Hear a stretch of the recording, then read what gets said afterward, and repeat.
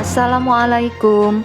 Bertemu kembali dalam pembelajaran bahasa Indonesia bersama saya, Rina Adibah.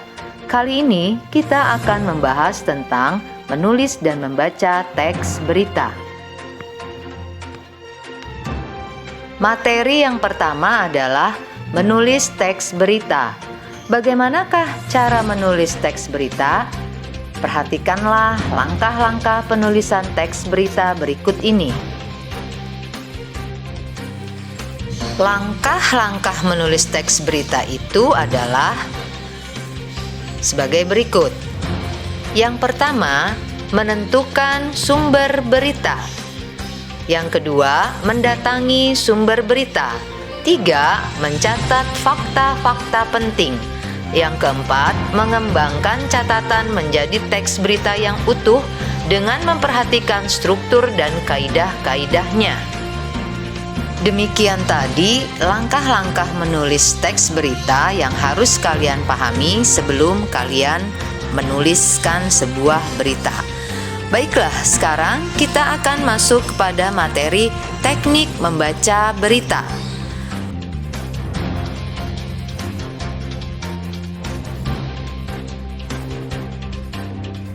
Yang harus diperhatikan ketika kita membaca berita adalah pertama, lafal.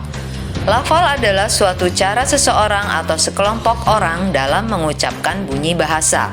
Bunyi bahasa Indonesia meliputi vokal, konsonan, diftong, dan gabungan konsonan. Yang kedua adalah tekanan atau nada. Tekanan atau nada adalah tinggi rendahnya pengucapan suatu kata. Dalam hal ini, nada berfungsi untuk memberi tekanan khusus pada kata-kata tertentu. Yang ketiga, intonasi. Intonasi adalah naik turun lagu kalimat. Intonasi berfungsi sebagai pembentuk makna kalimat. Yang keempat, jeda. Jeda adalah perhentian lagu kalimat. Jeda terbagi ke dalam 3 jenis, yaitu jenis panjang atau titik, jeda sedang atau koma, jeda pendek atau spasi. Yang kelima adalah volume. Volume suara adalah takaran perlahan atau kerasnya suara yang kita keluarkan. Dan yang keenam adalah tempo. Tempo adalah lambat atau cepatnya pembacaan sebuah berita. Demikian tadi beberapa teknik membaca berita yang harus kalian pahami. Jadi, teknik membaca berita yang pertama itu adalah lafal, kedua tekanan atau nada, 3 intonasi, 4 jeda, 5 volume, dan 6 tempo.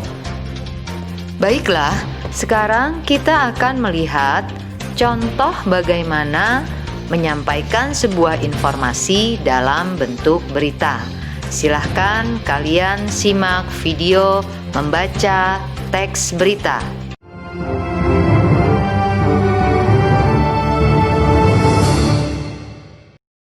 Selamat siang pemirsa, saya Debbie Clarina Aprilia. Di sini saya akan membawakan headline news pada hari Sabtu tanggal 10 Maret 2018.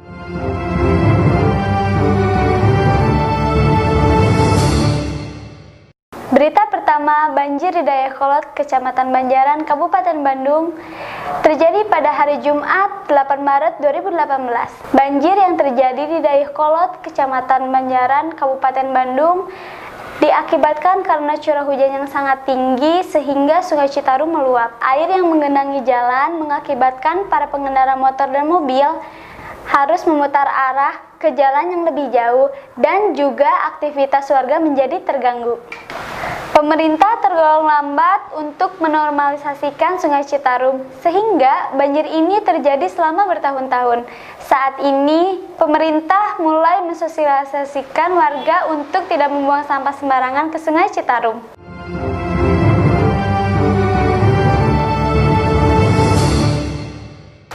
Berita kedua, meriahnya pembukaan Paralimpik Winter Games 2018 di Korea Selatan. Kembang api warna-warni memeriahkan pembukaan Paralimpik Winter Games 2018 di Pyeongchang Olympic Stadium, Korea Selatan pada hari Jumat 9 Maret 2018. Paralimpik adalah ajang olahraga level dunia untuk para penyandang disabilitas. Ajang ini kelanjutan dari Olimpiade musim dingin di Pyeongchang pada tahun 2018 dan ditutup pada tanggal 25 Februari yang lalu. Paralimpik Winter Games 2018 ini digelar pada tanggal 9 sampai 18 Maret 2018 yang diikuti oleh 567 atlet dari 48 negara yang melampaui Paralimpik Winter Games 2014 yang diadakan di Sochi, Rusia. Demikian headline news kali ini. Saya Debbie Clarina Aprilia dan sampai jumpa.